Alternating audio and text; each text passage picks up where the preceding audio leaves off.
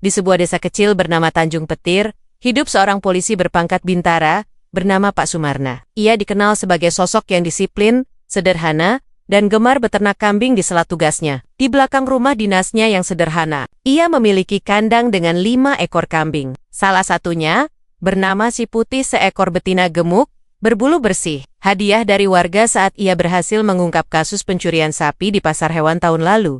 Namun pagi itu, 6 Agustus, tepat pukul 05,13, suasana di kandang mendadak berbeda. Biasanya yang terdengar hanyalah embikan dan derak kayu kandang. Tapi hari itu, terdengar suara tenggisan bayi Pak Sumarna, yang baru saja selesai salat subuh, mendongak dengan alis berkerut.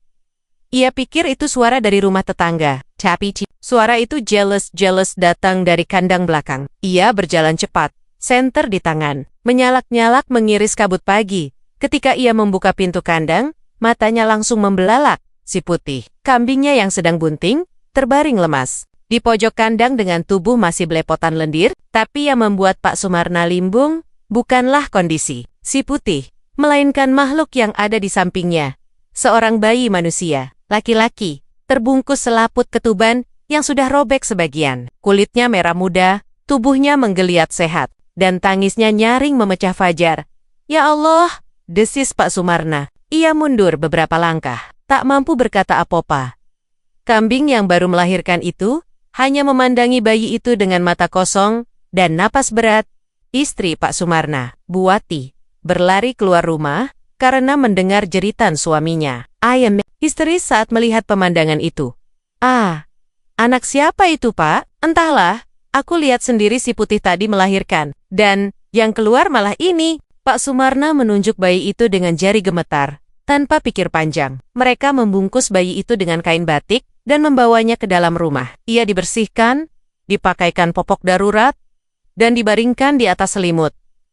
Ajaibnya, bayi itu sehat, tidak ada luka, tidak ada tanda kelainan, hanya ia tidak seperti bayi biasa, matanya terlalu tajam untuk ukuran bayi baru lahir. Dan ketika ia melihat ke arah Pak Sumarna, seolah-olah ia tahu siapa pria itu.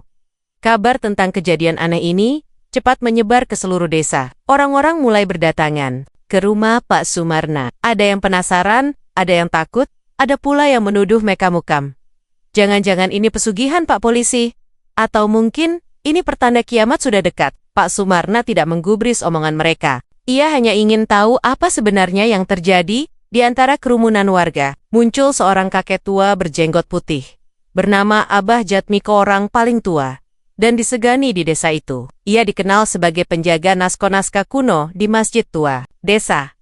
Ia memandang bayi itu lama, lalu menghela napas panjang. Ini bukan bayi biasa. Aku harus melihat kitab warisan dulu. Kalian, jangan sebar cerita ini keluar desa dulu. Bisa bahaya. Pak Sumarna makin bingung. Kenapa bahaya? Abah Jatmiko menatapnya lekat-lekat. Karena kalau ini benar, berarti salah satu kutukan lama itu telah bangkit lagi. Semenjak bayi itu ditemukan di kandang, hidup Pak Sumarna dan keluarganya berubah total. Rumahnya tidak pernah sepi dari orang, dari wartawan lokal hingga paranormal. Namun berkat desakan dari Abah Jatmiko, sebagian besar warga memutuskan untuk merahasiakan cerita ini dari dunia luar. Mereka percaya ada sesuatu yang lebih besar dan berbahaya dari sekadar kambing melahirkan manusia. Bayi itu diberi nama. Sementara Bayu, ia tumbuh cepat. Bahkan dalam seminggu ia sudah bisa duduk tegak dan menatap siapapun dengan sorot mata tajam seperti anak usia 2 tahun. Tapi ia belum bisa bicara. Ia hanya diam, menatap dan sesekali tertawa kecil dengan suara mengerikan yang tidak cocok dengan tubuh mungilnya.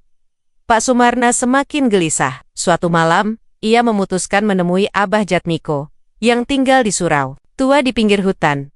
Di bawah cahaya lampu minyak, Abah membuka sebuah kotak kayu tua. Di dalamnya ada kitab tebal berbahasa Jawa kuno. Ia membolak-balik halaman-halamannya yang sudah mulai rapuh. Dengar, Nak Marna, ujar Abah sambil menunjuk salah satu halaman. Ratusan tahun lalu, di Gunung Kromong, pernah terjadi peristiwa yang sama. Seekor kambing betina melahirkan anak manusia. Waktu itu, bayi itu tumbuh menjadi makhluk yang mengerikan, yang membawa malapetaka bagi seluruh dusun. Pak Sumarna menelan ludah. Apa yang menyebabkan itu terjadi? Karena leluhur dusun itu pernah membuat perjanjian dengan makhluk gaib. Mereka ingin kekayaan. Sebagai gantinya, anak keturunan mereka yang ke-1000 akan lahir bukan dari rahim manusia, tapi dari rahim hewan ternak pilihan. Anak itu disebut manusia terbalik. Manusia terbalik, ia bukan manusia biasa. Ia punya bentuk manusia, tapi roh dari tempat lain. Kalau kutukan ini benar telah bangkit, maka Bayu bukanlah anak manusia. Ia adalah pembawa malapetaka. Pak, Sumarna menggeleng. Tapi dia hanya bayi, dia tidak melakukan apa-apa. Abah memejamkan mata sejenak. Tunggu sampai malam purnama pertama sejak ia lahir. Kalau pada malam itu ia memanggil binatang-binatang ke rumahmu, maka itu pertanda ia benar-benar titisan kutukan. 3 hari kemudian, malam purnama pun tiba. Lengget turang, bulan menggantung penuh seperti mata raksasa di langit. Di Ramapak, Sumarna, suasana mencekam. Bayu tertidur di kamar belakang. Dijaga Buati, yang makin hari makin murung dan takut. Tepat pukul 11 malam, terdengar suara-suara aneh dari luar rumah. Awalnya seperti derap langkah, lalu geraman, dan suara kaki-kaki kecil menyentuh tanah. Pak Sumarna yang bersiaga dengan senter dan pentungan kayu, membuka pintu rumah. Dan di halaman depannya, ratusan binatang berdiri diam. Ada kambing, kucing, anjing, burung hantu, bahkan seekor ular besar, melingkar di bawah pohon mangga. Semuanya diam memandangi rumah Pak Sumarna dengan mata kosong. Tak ada yang bergerak, hanya menatap. Tiba-tiba, dari dalam rumah, terdengar suara tawa. Suara bayi. Tapi kali ini, suara itu menggema, berat, dan dalam. Pak Sumarna berlari masuk dan menemukan Buati pingsan di pojok kamar. Bayu tidak lagi berada di atas kasur. Ia duduk di lantai, tersenyum, dan di belakang punggungnya mulai tumbuh 2 tonjolan aneh. Seperti bakal sayap, Pak Sumarna berdiri kaku, melihat Bayu duduk di lantai, tertawa kecil, dengan 2 tonjolan di punggungnya. Suasana kamar begitu dingin. Meski semua jendela tertutup, Buati tergeletak tak sadarkan diri di sudut, wajahnya pucat pasi. Bayu menatap Pak Sumarna, tatapannya dalam, menusuk, seperti mata orang dewasa yang paham lebih banyak dari manusia biasa. Tiba-tiba, suara dari luar rumah menggema. Hewan-hewan yang semula diam, mulai melolong, mengembik, mendesis serempak, seolah menyambut sesuatu yang hanya mereka tahu. Pak Sumarna menggendong Bayu, meski jiwanya bergetar ketakutan, dan membawa Buati keluar rumah. Ia menuju rumah Abah. Jatmiko dengan langkah tergesa. Sesampainya di sana, Abah sudah menunggu di beranda. Seperti sudah tahu apa yang akan terjadi. Dia sudah mulai berubah, ya? Tanya Abah lirih. Pak Sumarna mengangguk pelan. Dia tertawa, dan hewan-hewan, seperti tunduk padanya. Abah memerintahkan mereka masuk. Ia membuka kembali kitab tua. Tapi kali ini mengeluarkan 1 lembar naskah, yang disimpan terpisah. Tulisan di lembar itu berbeda, tidak lagi dalam aksara Jawa, melainkan dalam simbol-simbol aneh yang bahkan Pak Sumarna belum pernah lihat.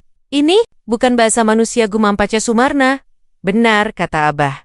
Ini adalah peninggalan dari para pawang gaib masa lampau. Mereka yang dulu bersekutu dengan makhluk dari dimensi lain. Dalam naskah ini tertulis bahwa pada tahun ke-700, sejak perjanjian itu dibuat, anak kambing manusia akan lahir kembali, tapi hanya jika keturunan utama masih hidup. Pak Sumarna tersentak.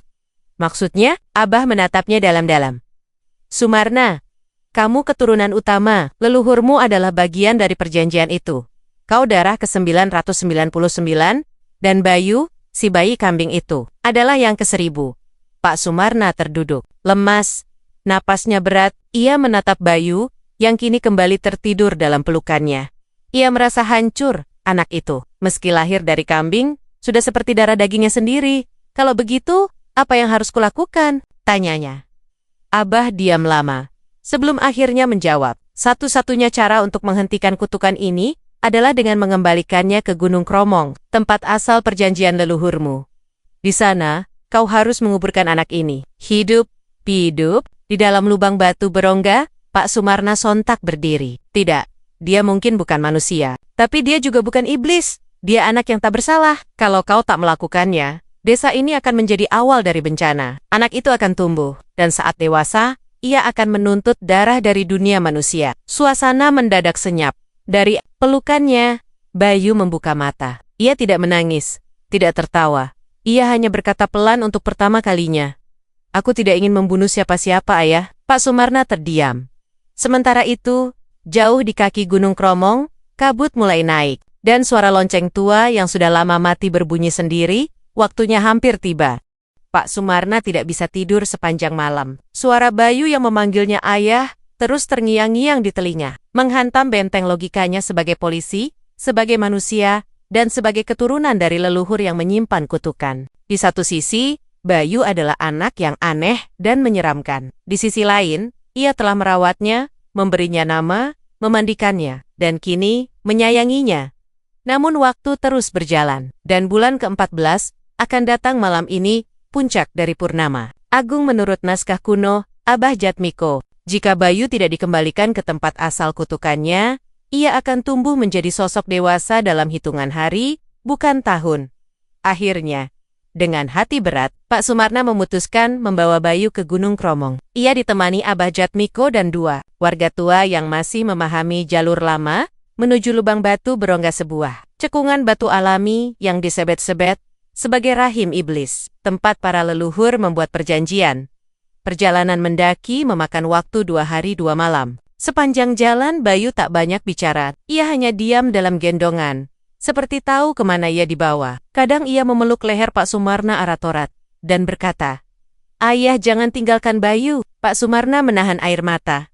Tepat tengah malam, mereka tiba di lubang batu itu. Lubangnya besar, menyerupai mulut gua, tapi tidak dalam. Di sekitarnya tumbuh tanaman berduri, dan tanahnya menghitam, seolah terbakar dari dalam. Abah Jatmiko menggambar lingkaran dengan kapur putih di sekeliling batu, lalu menaruh sesajen, air kelapa, bunga telon, dan darah ayam hitam. Letakkan dia di tengah lubang. "Marna," ucap Abah lirih. Pak Sumarna mendekati batu itu. Tangannya gemetar. Ia menatap Bayu, yang kini sudah bisa berdiri dan berjalan sendiri. "Ayah," kata Bayu. Bayu tidak ingin berubah. Bayu ingin jadi anak ayah selamanya. Pak Sumarna mengatupkan gigi, lalu memeluk Bayu sangat erat. Ia menatap Abah Jatmiko dan berteriak, "Tidak, aku tidak akan menguburnya hidup-hidup." Abah menghela napas panjang. "Kalau begitu, kita semua akan menanggung akibatnya." Langit mendadak bergetar. Suara seperti gemuruh petir datang dari arah barat. Dari dalam lubang batu, muncul asap hitam. Tanah bergetar. Pohon-pohon bergoyang, padahal tak ada angin. Dari balik kabut, sosok tinggi besar mulai muncul. Bertanduk, berkulit merah gelap. Itu adalah makhluk yang pernah disembah leluhur Pak Sumarna, penuntut janji yang belum ditepati. "Berikan aku darah ke 1000." Suaranya menggema seperti ribuan mulut berbicara bersamaan.